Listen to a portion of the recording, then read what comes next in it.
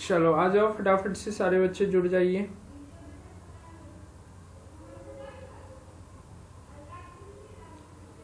एक बार लिंक को शेयर कर दीजिए सभी को, ताकि फटाफट से सारे बच्चे ज्वाइन कर लें।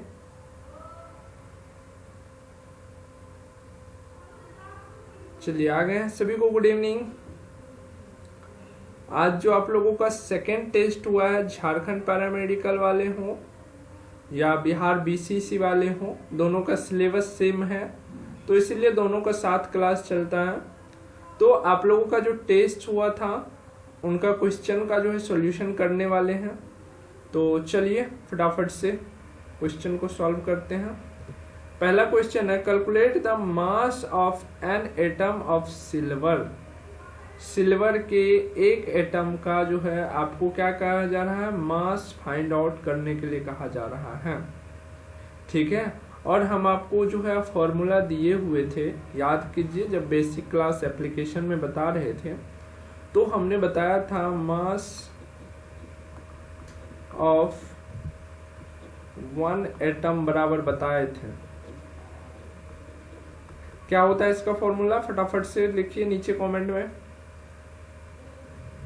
एटॉमिक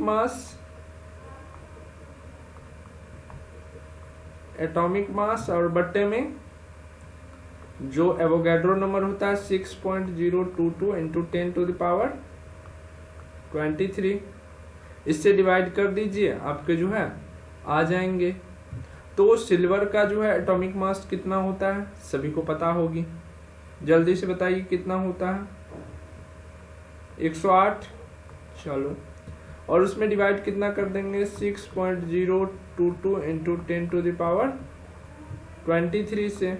और ये 23 जब ऊपर जाएगा तो किस में चला जाएगा, माइनस में चला जाएगा। क्या माइनस में भेज दो, ठीक है। तो 108 में जो है डिवाइड करना है किससे, 6.022 से, और ऊपर में इंटू में 10 टू द पावर -23 कर दो। चलो जल्दी से बताओ कितना हो जाएगा।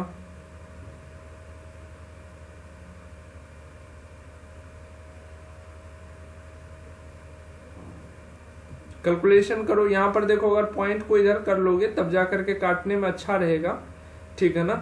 तो एक यहाँ से ये वाला पॉइंट इधर खसकेगा तो बट्टे में आएगा 10, इधर आएगा तो 1 0 माइनस हो जाएगा। काट कूट करके देखिएगा तो आपका राइट आंसर क्या आ जाएगा, सी आ जाएगा, है ना। क्लियर है, सबका आया है इतना।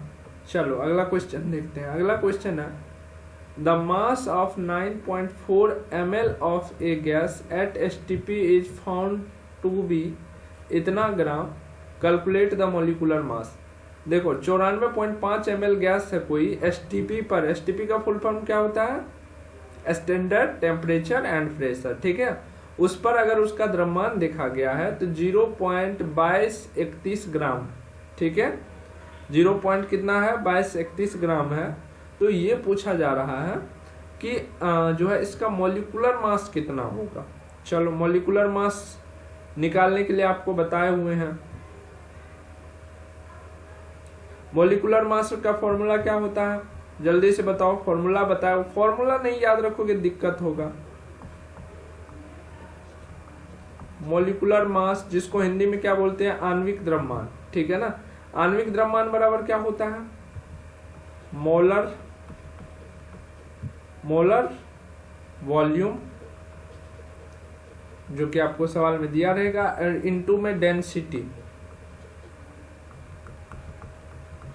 तो सर जी मोलर वॉल्यूम तो दिया हुआ है, लेकिन यहाँ पर जो है हम डेंसिटी में क्या ले, तो डेंसिटी, गैस का डेंसिटी निकालना पड़ेगा ना। डेंसिटी ऑफ गैस बराबर क्या होता है, डेंसिटी कैसे हम निकालते हैं, मास बटे वॉल्यूम कर देते हैं, मास बटे में वॉल्यूम। तो मास दिया हुआ है कितना है, 0.2231, और बटे में वॉल्यूम कितना दिया हुआ है देख लीजिए आप लोग, 94.5। तो ये निकल के आ गया डेंसिटी, है ना। और मोलर वॉल्यूम कैसे निकालेंगे, मोलर वॉल्यूम तो पता है आपको कि STP पर किसी भी गैस का क्या होता है, मोलर वॉल्यूम कितना होता है? 22.4 लीटर होता है। कोई दिक्कत नहीं ना? लेकिन ml में है तो क्या करना है, इसको 1000 से मल्टीप्लाई करना होगा तब जा करके ना, क्योंकि आपको पता है कि किसी भी गैस का 1 मोल जो होता है, 1 मोल बराबर 1 मोल STP पर कितना होता है? 22.4 लीटर होता है वॉल्यूम, ठीक है, किसी भी गैस का। लेकिन हम लोग किस चीज में लेना है, क्योंकि यहाँ ml में है तो लेना किस चीज में है? ml में लेना है, तो 22.4 और इंटू 1000 हो जाएगा ना, तब जाकर के ml में आ जाएगा, ठीक है। तो मोलर वॉल्यूम ये आ गया। तो जल्दी से बताओ अब क्या हो जाएगा? मोलर वॉल्यूम आपका ये आ गया, तो यहाँ पर मोलर वॉल्यूम रखो 22.4 इंटू 1000 और इंटू डेंसिटी। अभी आपने डेंसिटी फाइंड आउट करी है कितना? 0.2231 बाय 94.5। तो जल्दी से बताओ क्या हो जाएगा? ये बताओ, अगर इसको इधर करोगे तो इधर 3 जीरो है और इधर जो है 4 अंक है, फिर भी जो है 3 अंक इधर खिसक जाएगा, ठीक है। और उसके बाद जो है काट छाट करके देख लो कितना आ जाता है। इधर 22.4 और इंटू में हो गया कितना? 223.1 और बट्टे में 94.5। तो इस पॉइंट को और इस पॉइंट को उड़ा दो, बाकी जितना बचा उसका कैलकुलेशन करके देख लो।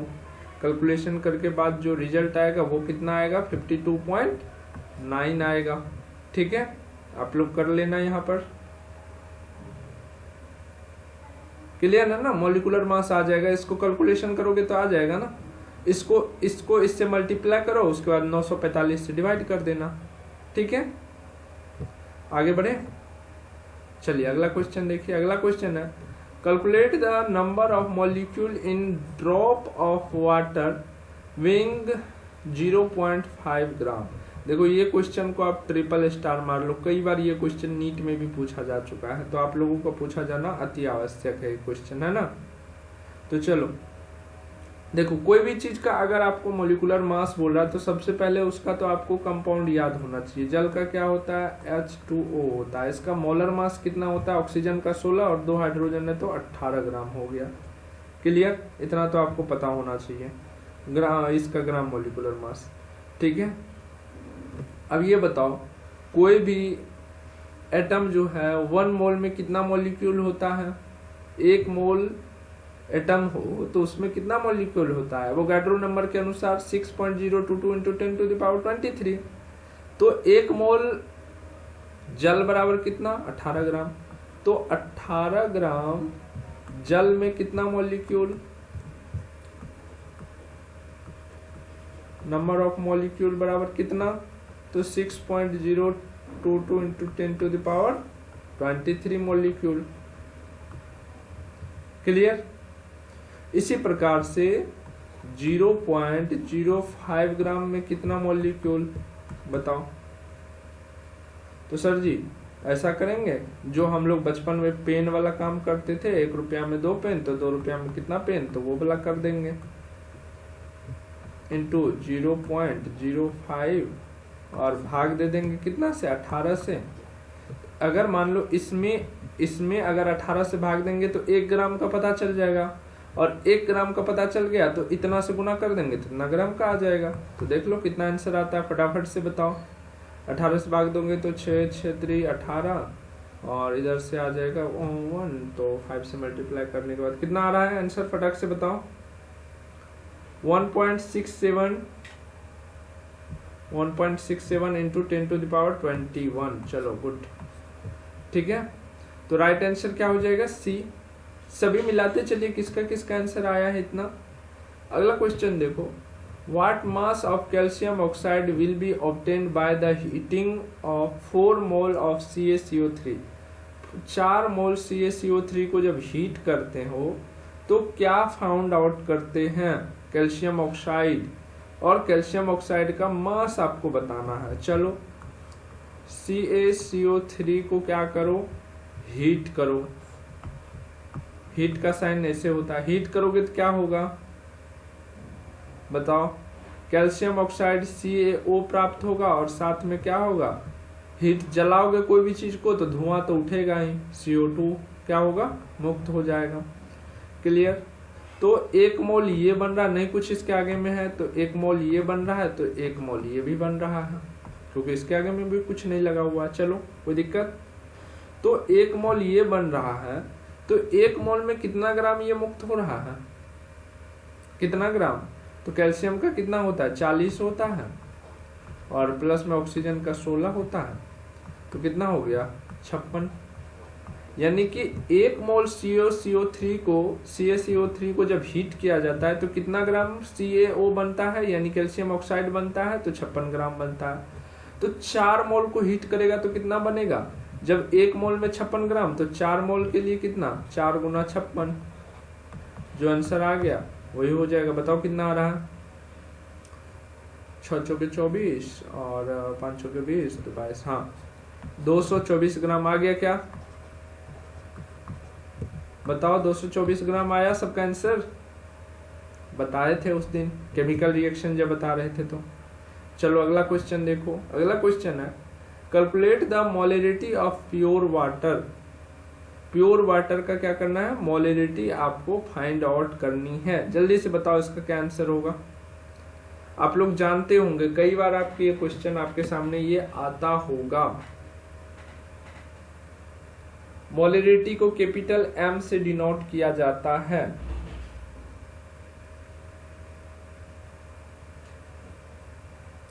चलो सबसे पहले तो ये बताओ मोलरिटी का फॉर्मूला क्या होता है, बताओ मोलरिटी का फॉर्मूला बताया हुआ है ना,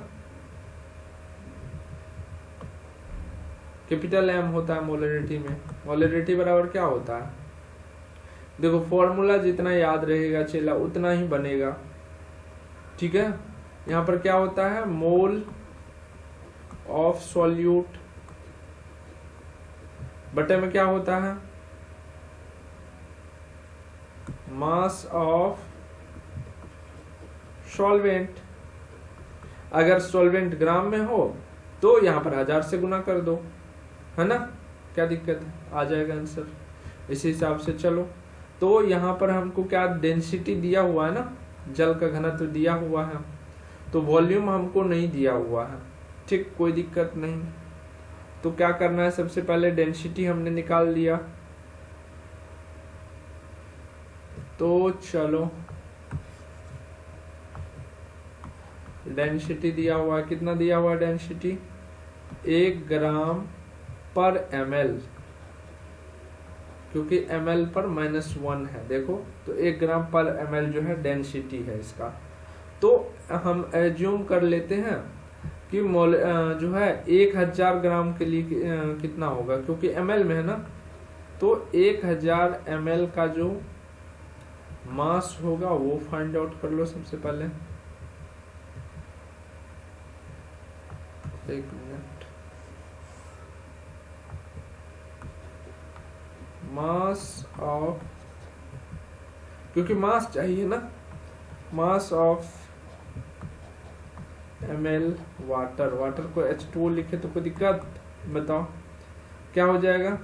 अभी हमने बताया वॉल्यूम इनटू डेंसिटी, पिछले क्वेश्चन में वॉल्यूम कितना हमने एज्यूम कर लिया है 1000, तो 1000 लेंगे इनटू डी, अभी आपको बताया गया है कि सर जी एक है क्वेश्चन ही बता दिया, तो कितना हो जाएगा 1000 ग्राम हो जाएगा, ठीक है। अब क्या करना है, मोल ऑफ वाटर निकालना है ना, बराबर कितना हो जाएगा,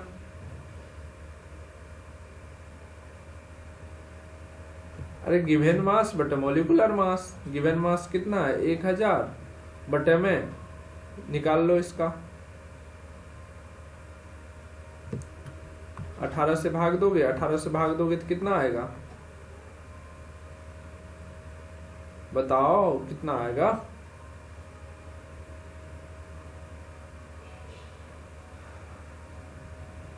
.55 आएगा सर जी, ठीक है। अब इसको इस पे बैठाओ और डिवाइड करो 1 से, कोई दिक्कत ही नहीं है, है ना।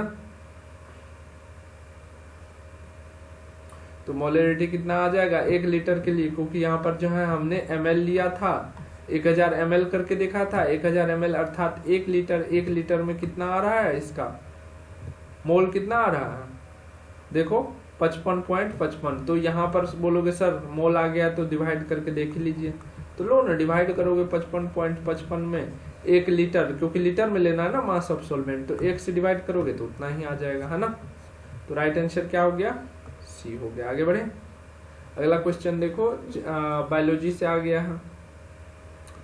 फादर ऑफ मॉडर्न जेनेटिक्स, अगर आपको मॉडर्न टर्म ना दे, केवल आपको जेनेटिक्स पूछे, क्या पूछे, केवल जेनेटिक्स पूछे, तो आपको क्या लगाना है, G.J. मेंडल लगाना है। लेकिन मॉडर्न पूछा जाए तो क्या हो जाएगा, W.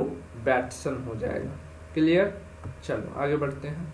अगला क्वेश्चन देखो, individual of same species have some different character is called. मान लो कि सेम ही स्पीसीज है, मान लो कुत्ता से ही आगे वाला बेबी जो है कुत्ता ही बना है, लेकिन उसमें जो पेरेंटल डॉग है उससे जो है चाइल्ड वाले डॉग में कुछ डिफरेंसेस आया हुआ है, कुछ भिन्नता आए हुए हैं, तो उसको क्या बोलेंगे, हेरिडिटी या वेरिएशन।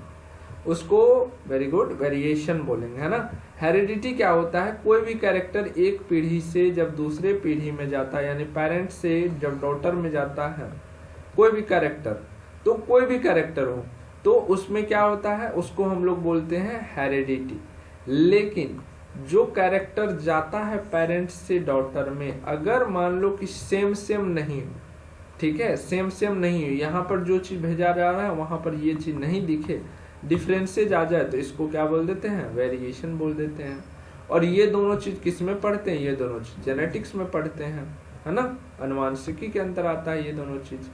अगला क्वेश्चन है, father of human genetics and chemical genetics. Father of human genetics and chemical genetics दोनों कौन है, बताओ। ए गार्ड है, या गरार्ड भी इसको बोलते हैं, ठीक है ना। इन्होंने एक और टर्म क्वाइंट किए हैं, चलो आगे क्वेश्चन ही है, ठीक है। देखो, 1 म्यूटेंट जीन 1 मेटाबॉलिक ब्लॉक।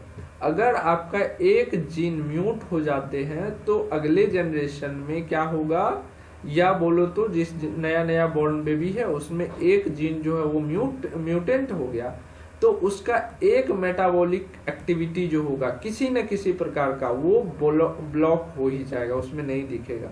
मान लो कि किसी का पिताजी देखते होंगे पेरेंट बहुत अच्छे हैं, लेकिन बेटा जो है क्या हो जा रहा है, बोल नहीं पा रहा है। डॉटर जो होते हैं, डॉटर मतलब ऐसा नहीं सर बेटी ही, नया जो बनता है उसको डॉटर ही बोलते हैं, ठीक है ना। तो मान लो कि बेबी जो उसका हुआ अगर वो बोलना बंद कर देता है तो दैट मीन्स कि कोई एक जीन जो है वो म्यूट कर गया है, और उस जीन का जो मेटाबॉलिक एक्टिविटी होना चाहिए अगले जनरेशन में वो क्या हो गया, ब्लॉक हो गया, जिसके कारण ये बोल नहीं पा रहा है। किसने दिया, ए गरार्ड ने दिया था, ठीक है, बहुत इंपॉर्टेंट है, याद रखना। नीट में बेसिकली 2 बार ये क्वेश्चन पूछा जा चुका है, ठीक है। और साथ ही बता दो, जिसको भी झारखंड पैरामेडिकल की तैयारी करनी हो, नया बैच स्टार्ट हुआ है, फटाफट से एनरोल कीजिए। मात्र 600 रुपया में आपको डेली लाइव क्लास, वही लाइव क्लास आपको लाइव क्लास खत्म होने के बाद 1 घंटा में रिकॉर्डिंग रूप में मिल जाता है, ताकि उसका आप रिवीजन कर सको। साथ ही क्लास की पीडीएफ मिलती है, जैसे अभी ये क्वेश्चन करवा रहे हैं तो इनका भी पीडीएफ आपको मिल जाएगा एप्लीकेशन में ही। साथ ही दोस्तों आपका रविवार टेस्ट होता है, क्योंकि ये टेस्ट का ही क्वेश्चन है, ठीक है। और भी अन्य क्वेश्चंस जैसे कि आपके प्रीवियस ईयर क्वेश्चन हो गए, और नेक्स्ट ईयर के लिए सिलेक्टेड क्वेश्चंस भी आपको करवाए जाते हैं चैप्टर बेसिस पर, है ना। तो फटाफट से इस व्हाट्सएप नंबर पर मैसेज करें और बैच को एनरोल करें, ताकि आपको प्रॉपर थ्योरी पढ़ाई जाए बेसिक से, है ना। चलो आगे बढ़ते हैं। अगला क्वेश्चन है अपना, एक डीएनए में थायमिन 25% है तो यूरासिल की मात्रा होगी। चलो, बहुत बच्चे ने इसका गलत आंसर लगाया है, जबकि डीएनए में हमने बताया था डीएनए में क्या क्या होता है, 2 प्यूरिन और पैरामिडिन नामक 2 नाइट्रोजिनस बेस होता है, प्यूरिन और पैरामिडिन नामक नाइट्रोजिनस बेस होता है, और इसका जो होते हैं 4 जो होते हैं नाइट्रोजिनस होते हैं, ठीक है, जो बॉन्ड बनाते हैं हाइड्रोजन। कौन कौन होते हैं, एर्निन, थायमिन, ग्वानिन और साइटोसिन। वही अगर RNA में बात करें, RNA में, तो उसमें भी ये चारों के चारों होते हैं A, T, G, C। क्या हमने सही लिखा है? नहीं, क्योंकि थायमिन की जगह पे क्या आ जाता है? यूरासिल आ जाता है RNA में, ठीक है ना। RNA में क्या होता है? थायमिन नहीं होता है, थायमिन की जगह पे यूरासिल आ जाता है। तो DNA में जब यूरासिल होता ही नहीं है तो हम यूरासिल का परसेंटेज कहाँ से फाइंड आउट करेंगे, ठीक है ना। तो इसका आंसर या तो आपके ऑप्शन में 0 रहेगा या नन रहेगा। तो नन रहेगा तो नन पे टिक मारना है, अगर 0 रहे तो सबसे पहले 0 मारना है, ठीक है। 0 अगर ऑप्शन में रहे तो 0 मारना है। क्यों? क्योंकि RNA होता ही नहीं। चलो, एक क्वेश्चन हमने फिजिक्स से भी पिन किया था। Express 90 degree in radian. Radian में 90 डिग्री एंगल को आपको बताना पड़ेगा इस क्वेश्चन के अकॉर्डिंग। जब आपको हमने बताया था फिजिकल क्वांटिटी, फिजिक्स में जब बेसिक पढ़ा रहा था तो वहां पर हमने बताया था कि 2 ऐसे क्वांटिटी है, जैसे रेडियन हो गया, ठीक है।